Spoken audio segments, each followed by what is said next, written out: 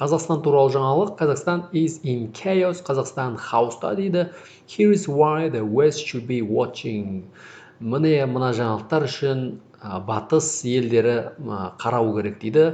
Қазақстанға үңіліп қарайды екен батыс мемлекеттері, себебі олар мұнайды сауып жатыр Қазақстаннан. Енді бұл жердегі мәліметті көрейік. Widespread unrest has gripped Kazakhstan, where protests against fuel price hikes in recent days have escalated into anti-government demonstrations that have prompted a violent response from police.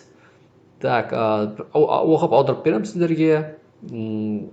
Бүткіл мемлекетте көтеріліс болып кетті. Қазақстанды протесттер көтерілді.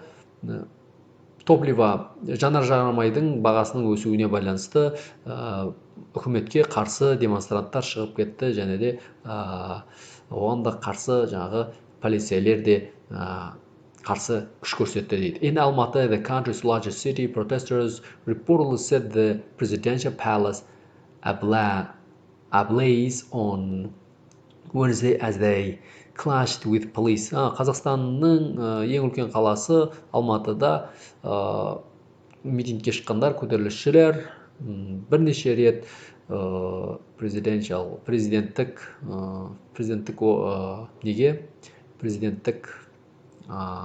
орталыққа, дворецке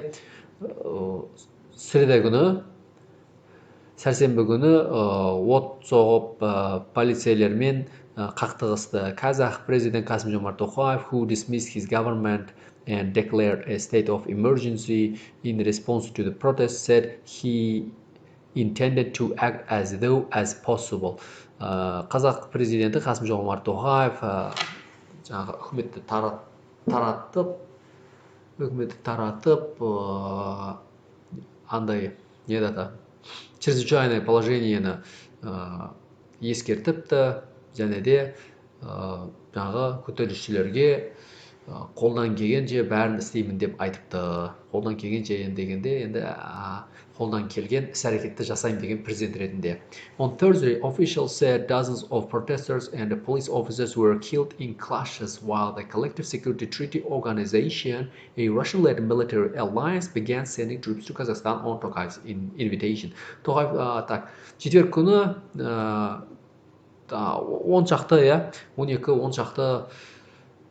dozens of protesters and police, 10 шақты митинг көтерілісшілер және де полицей офицерлері қақтығыстан қайтыс болыпты. Соның салдарынан ОДКБ-ны, Россияның солдаттарын шақыртты Қазақстан Тоқаев.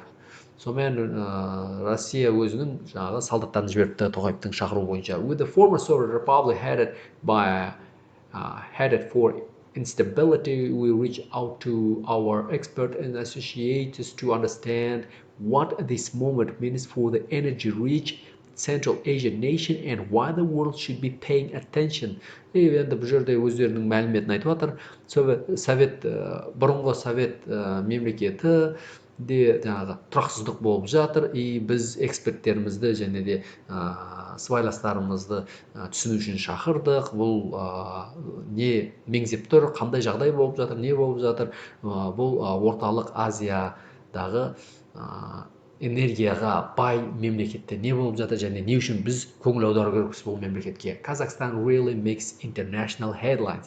Қазақстан аз әлемге тұрарлық мәліметтер беріп жатады. How unusual are these protests? Ал бұл көтеріліс қаншалықты өзгеше болды? And why should the West be watching? Ал не үшін батыс қарау керек? Very unusual, өте таңғаларлық. We haven't seen major protests in Kazakhstan since the unrest in January 10 years ago. Біз жаңа өзендегі 10 жылдан бері бұндай үлкен көтерілісті көрген емеспіз деп айтыпты. Мына айтып отыр, міне. The scale of these protests is unprecedented. Протесттің көлемі алдын болған емес. A spike in fuel prices catalyzed the protests.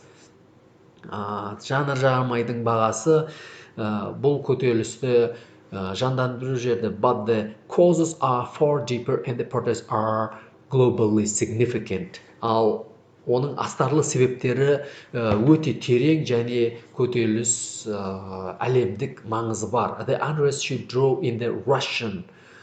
Бұл Ресейде де тартылып жатыр. And China is undoubtedly Ресейде көңіл аударып жатыр. And China is undoubtedly watching with interest. Және Қытайда оны интереспен көріп жатыр. Оны жаңағы оларда өзінің интересі бар, өзінің жаңағы қызығушылығы және өзінің жаңағы көңіл аударатын мәселесімен қарап жатыр дейді. Оны айтып жатқан Мелинда Herring, Deputy Director of the Atlantic Council's Eurasia Center. Оны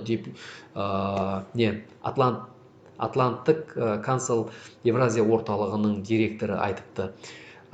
Директор орынбасары. Қазақстан has been a largely stable autocracy since the collapse of the Soviet Union.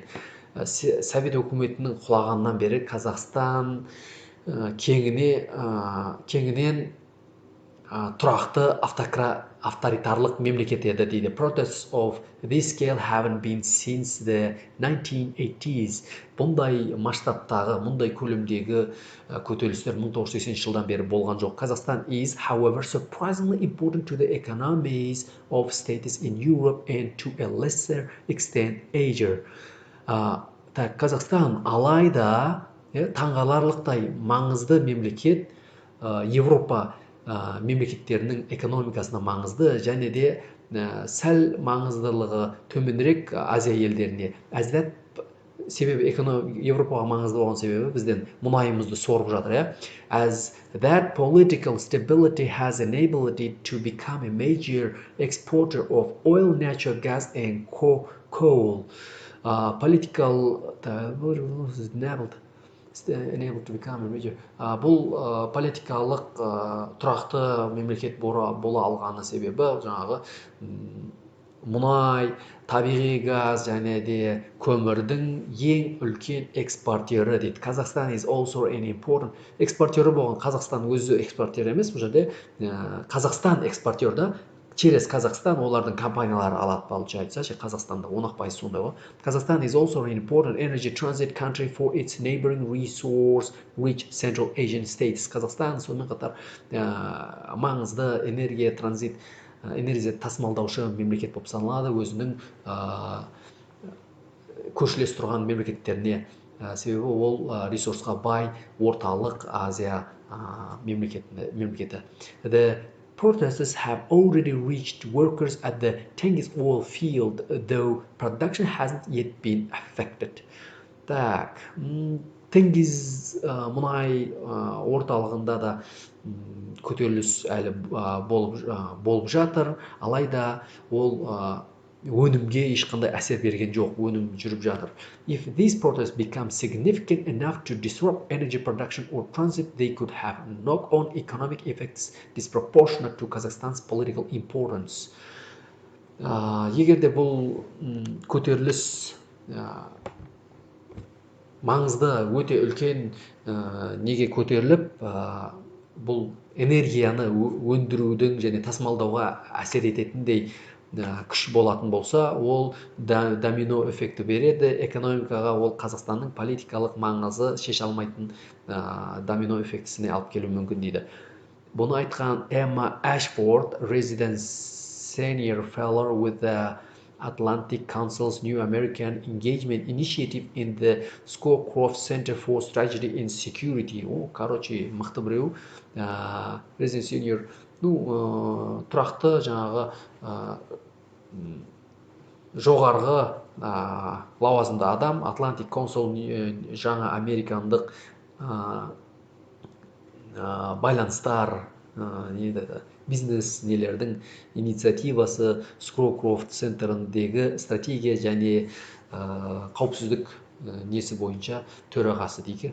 Kazakhstan has a tradition of important political demonstrations and protests. Қазақстанда традициялық, маңызды политикалық демонстрациялық протесттік нәрселер бар. Remember that signature events that triggered the Soviet perestroika were the demonstrators in Almaty against the nomination of an ethnic Russian Gennady Kolbin as the first secretary of the Central Committee of the Communist Party Kazakhstan. Короче, 86 жылғы нені айтып кетіп жатыр. Есіңізге түсірейік, іс-әрекетті Совет перестройкасы себеп болған демонстраттарға Алматыдағы ресейлік Геннадий Головкинге қарсы көтеріліс болған. Ол бірінші секретарь орталық комитет коммунистік партия Қазақстанның сондай болған кезде дейді көтеріліс болыпты. Михаил Горбачев didn't read the ethnic map very well. Михаил Горбачев этникалық картаны дұрыстап оқымады. Those protests led to the rise of national awareness in the republic, the launch of Nursultan Nazarbayev's political career and eventually independence. И солай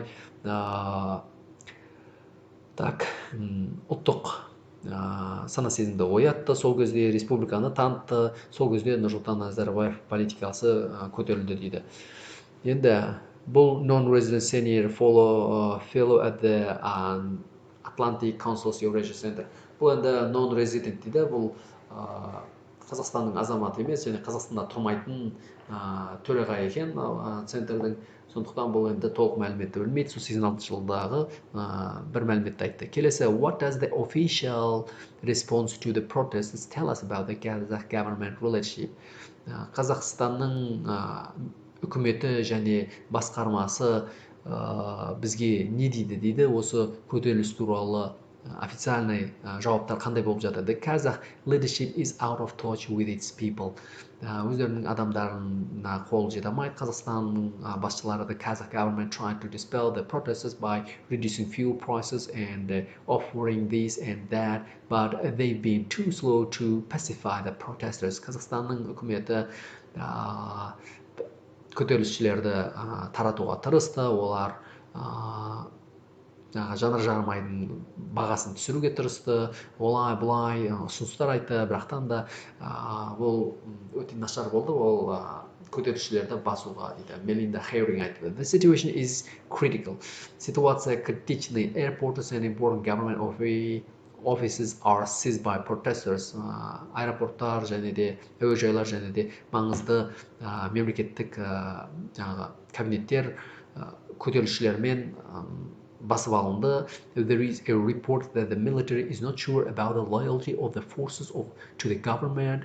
Және де мынандай баяндамалар болды, баяндамалар болды, анау қару күштері, армиялар өздерінің үкіметіне сенімді, өзінің үкіметінің сенімді адамдары ретінде танылмады деген қауесет болды, және сондай баяндама болды. President Tokayev has called in security forces from the CSTO, which means Russia and Belarus. Президент Tokayev сол кезде қауіпсіздік нені шақыртты, ОДКБ-ны, ол Ресей және Белоруссиядан көмек сұрады дейді. Ariel Cohen деген айтыпты, жаман айтыпты бірақ. How dangerous is this sort of instability for Central Asia more broadly if it is spreads beyond Kazakhstan? Is that a distinct possibility? Ал бұл орталық Азиядағы қаншалықты қауіпсіз, тұрақсыздық, жалпы айтқанда ол Қазақстаннан шығып кетеді ма, және де соған қандай да бір мүмкіншілік бар ма деді. The instability is unlikely to spread beyond Kazakhstan. Тұрақсыздық Қазақстаннан ары қарап кетуі екі талай. The real question is how Moscow and Beijing respond. Ал нақты сұрақ Ресей мен Бейжің қалай жауап береді? Себебі Ресей мен Бейжіңде кіріп кетуі мүмкін деген сияқты ой болған шығар. Қазір көрейік. Moscow could use this as a pretext to take back Northern Kazakhstan. Дәл соны айтып тұр. Мәскеу солтүстік Қазақстанды соны себеп қылып қайта алам деп айтуы мүмкін. Home to most of the country's hydrocarbons and a large ethnic Russian population. Бұл жерде газдар көп бар дейді, қазба байлықтары және де көптеген Ресей популяциясы бар дейді. Мелинда Хейринг айтыпты. Мелинда Хейринг жаман айтады екен өзі. We saw 3 volunteers revolt scopes in neighboring Kyrgyzstan. Біз көптеген көтерілістерді көрдік. Көршілес мына Қырғызстан мемлекетінде. The key question is, нақты сұрақ ол, to what extent did the victory of Islamists in the fall of Afghanistan energize Islamist forces throughout Southern Asia? Қаншалықты бұл Афганистандағы исламдық осы іс-әрекет жеңіс отырарлық Азияға тарады дейді. We might not be aware that we are in a new stage of political reality there.